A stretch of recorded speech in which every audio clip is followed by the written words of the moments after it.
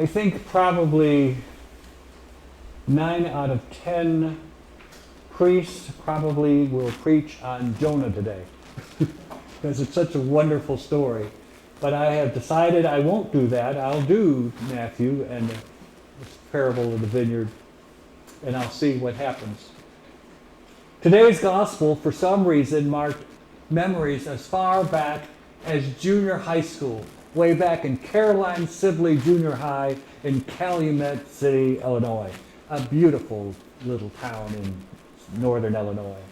Can you believe it? For me, junior high was almost 60 years ago. I know remembering stories for junior high is kind of surprising when recently I couldn't remember the last word that was out of my mouth. But if you are anything like me, and I hope that you're not, you may remember things like required gym class. In my day, not only was gym class required, but it was a daily part of class. One year, my class was first period, not seventh period, but first period, and swimming was part of our gym class. Our school had 2 adjoining swimming pools, actually 2. It was an amazing school. Oh, but I can tell you, I hated that swimming class. I hated it. The boys swam in one of the pools and the girls swam in the other pool. All of us had to wear the school's uniform for swimming, which were Speedos, which were rather embarrassing for the boys and the girls. And we'd sneak looks at each other. But that wasn't as much as what I hated about the class. The boys swam in one pool, as I said, and the girls in the others. All of us had to wear the Speedos, and you almost felt naked standing in front of not only the boys, but certainly the girls. Now, in order to pass swimming class, you had to swim 8 full lengths of the Olympic pool. I was not a strong swimmer. I swam for survival and not for fun. As I recall, after I jumped into our pool, I swam the first laps fairly well. I looked good, I felt good. But then I got to the 5th lap and I started taking in water. And at the 6th lap, I quickly jumped out of the pool and ran into the locker room and gave a donation of about 1,000 gallons of water, I think, into the toilet. The second term, we played team sports, the so-called manly sports, like sports like basketball and flag football and even softball. For jocks, as we call them, gym class was the highlight of their day. They could shine. But if you were judged a nerd or a loser, gym class was an awful experience. The gym teacher would always pick out the jocks to be their leaders and their pets. It really didn't make any difference which sport we were playing. He still picked the jocks to be the important captains. The setup always ensured the same pecking order in each and every game. The best and most popular players always got picked first, followed by the mediocre players, right on down to the last few kids, who were terrible athletes and usually the least popular among all the boys. No one wanted these guys on their team because they took up space, and if you were playing softball, it assured doom. You were going to lose. These guys, these weak, puny guys, were the kiss of death. Now, as I look back on it, these guys had to hate just waiting there to get picked last, time and time again.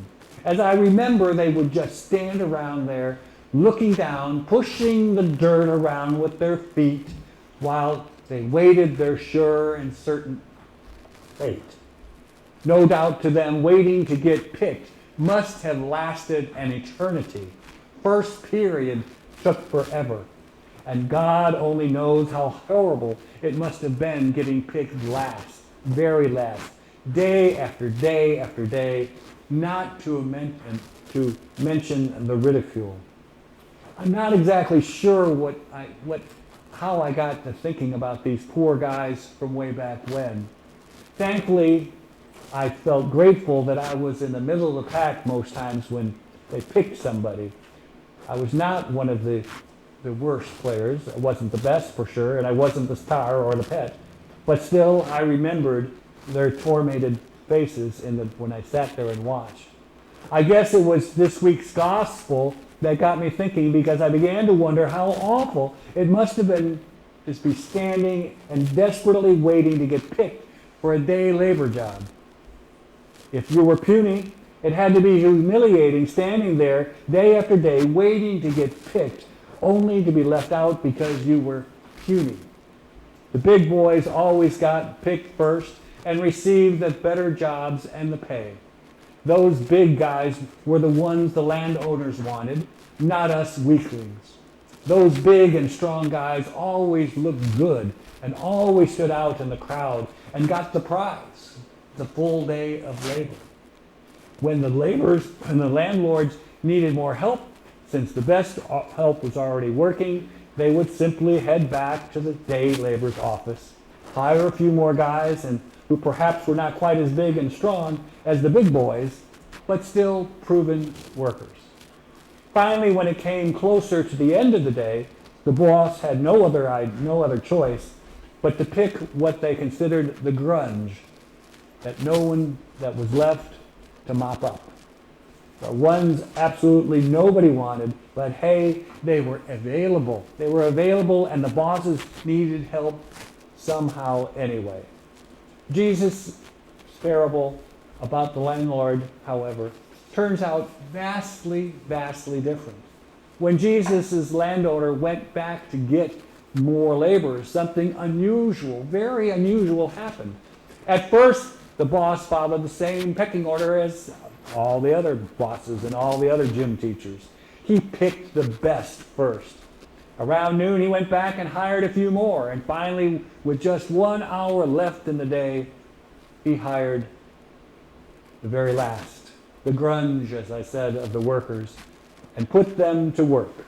The last group of workers worked only about an hour, compared to the 8 hours the other laborers worked.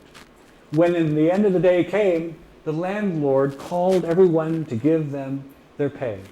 It was right smack dab here that the landlord did almost an un-American thing. What did the crazy landowner do? Well, he paid everyone the exact same wage, no matter if the person worked all day or just 1 hour. Now, as you can imagine, the ones who worked all day were furious. They had sweat and they had worked, and they got the same pay.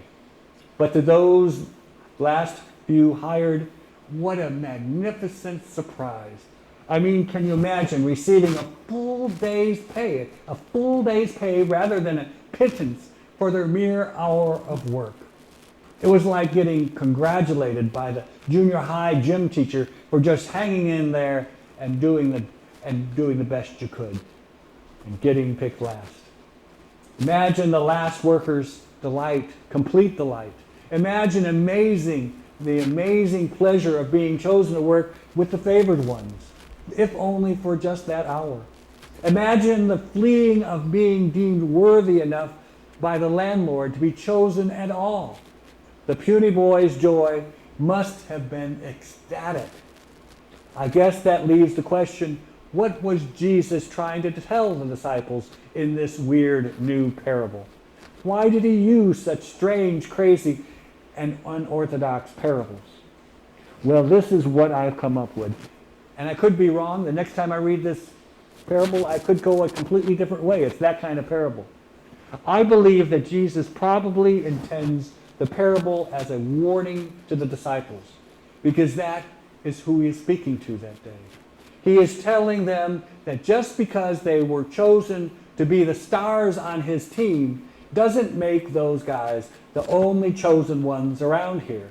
You need to remember that God created everyone, and it doesn't make any difference if you are first string or the bottom of the barrel. None of that makes a bit of difference to our God. None of it. No, God's love is the same no matter who you are, whether you're the star or the grunge. It doesn't make any difference if you're a chief priest, a citizen of Jerusalem, a citizen of Jerusalem, a tax collector, a poor carpenter, or someone from down at the docks at Nazareth. Nor does it make a difference if you're a fisherman from Galilee, a woman with 7 evil spirits, or a peasant woman from Samaria, a Jew or a Gentile. God calls all of us to join the game together, and we participate in the game. We receive the ultimate prize of everlasting life. My friends, we need always to remember who we are, but we also need to remember that in God's eyes, we aren't any better or worse than anyone else. Each and every one of us disciples are the object and desire of God's love. That's true, but so are the ones we want to relegate to the least. So, my disciples, what do you think of that?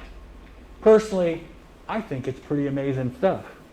My story, growing up, not being able to swim 8 laps, finding God, God finding me, becoming a priest, screwing up, having an opportunity to sit as a co-celebrant at the National Cathedral. Every time I begin to think of myself as being better than someone else, I remember this weird, funny little story, and I think to myself, you know, self, I'm just grateful to be called one of the children of God. How about you? Amen.